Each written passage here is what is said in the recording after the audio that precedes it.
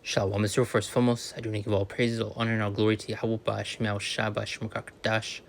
They born to the apostles and else great millstone for teaching us his truth, peace, and blessings to the hope of Israel. Yahweh is the name of the infernal Hebrew. Ba'Shem is the name. Yahweh Shai is the name of the begotten Son. Back in the lesson, as you see within the title, a sign of the times, and going to be speaking on this blood moon or this lunar eclipse that is getting ready to take place. And as you get throughout various scriptures, it lists off various things that we would see and that would take place before Lord Yahweh Shai would return, and seeing signs within the sun and the moon as especially a part of that.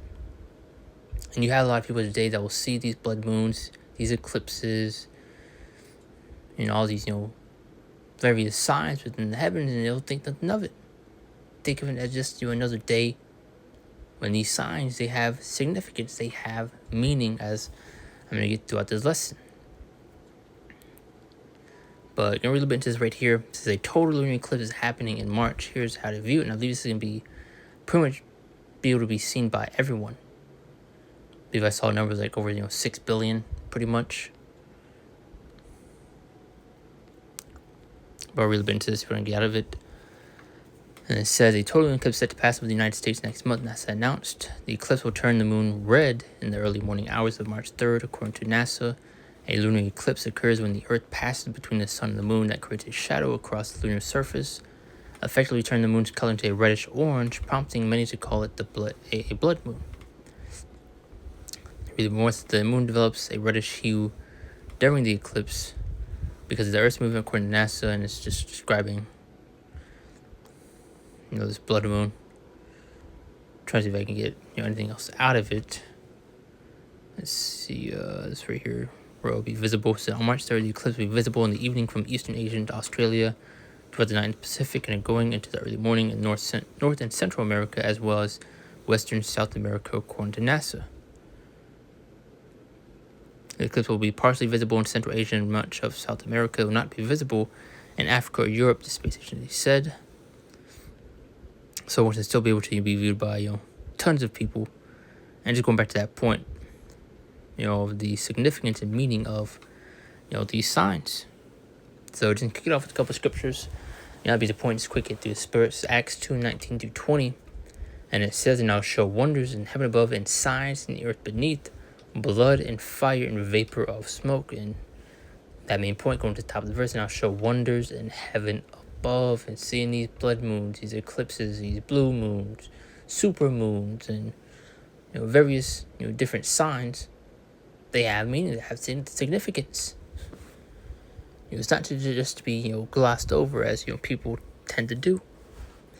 It's just another day. It's just another blood moon, whatever. But as you get throughout the scripture, these are end time signs. A teller. The type of times we are in.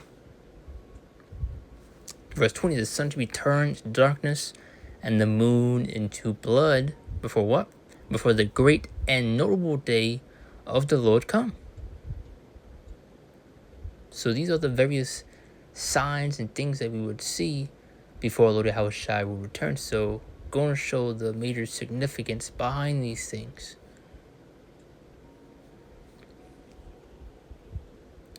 Now this is Ecclesiastes 43:6, just to further expound that point, going to speak too fast like it.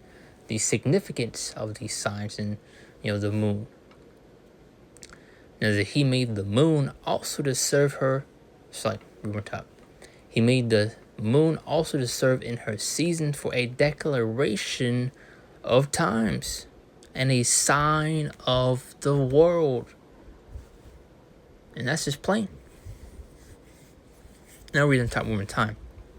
It says he made the moon also to serve in her season for a declaration of the times, or of times, and a sign of the world. It's exactly what you are seeing.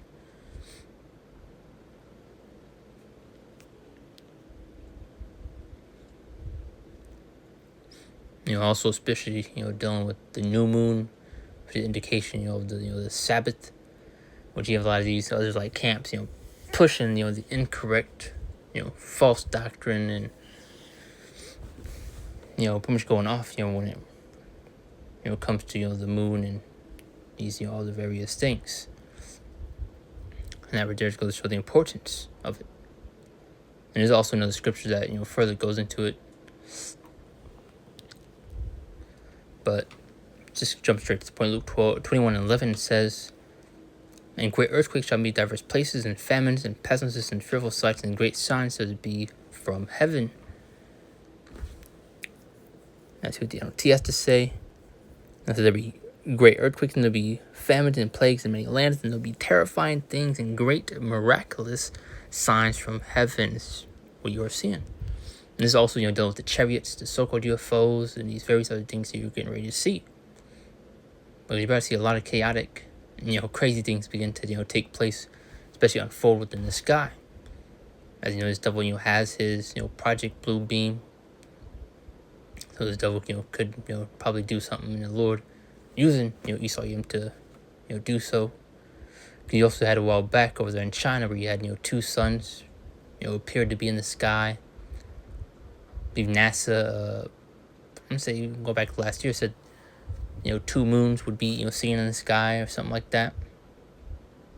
So, don't be surprised.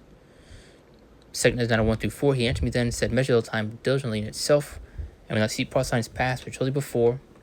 And the main point, going to the top of the verse, he answered me then and said, "Measure thou the time diligently in itself." Now, how to measure times? That we are in via these signs and prophecies, and we are nearing the end. Then shalt thou understand that it is the very same time when the highest will bring the visible which he made. Verse 3, therefore, when shall be seen earthquakes and uproars of the people in the world. So another teller, another sign that we're nearing the end. Verse 4, then shalt thou understand the Most High spake those things from the days before thee, even from the beginning. So we're clearly at the end stages, of this movie. Habakkuk 2-3, and it says, "For the vision is yet for an appointed time."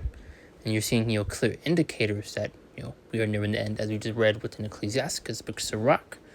The moon is for, a declaration of the times, and a sign of the world.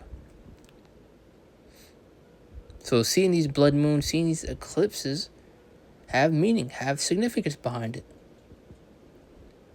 It's like a broken record. A lot of people, gloss over these things. It's just another blood moon. It's just another day. Don't worry about it. Our Lord is showing us the times that we were in, that Lord is getting ready to make his return. Especially dealing with all these other prophecies that are beginning to play out.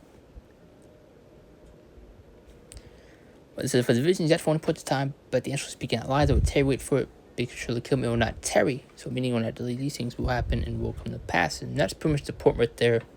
Just, quick hit, going to this lunar eclipse getting ready to take place, and wanted to, go into the significance, of these signs and, things that are beginning to unfold. So, Lord, that's fine. Once again, close out, give all praise, all honor, and all glory to Al Bash, Mashab, Shemukak, Dash, and Shalom. See you next one, Lord's will.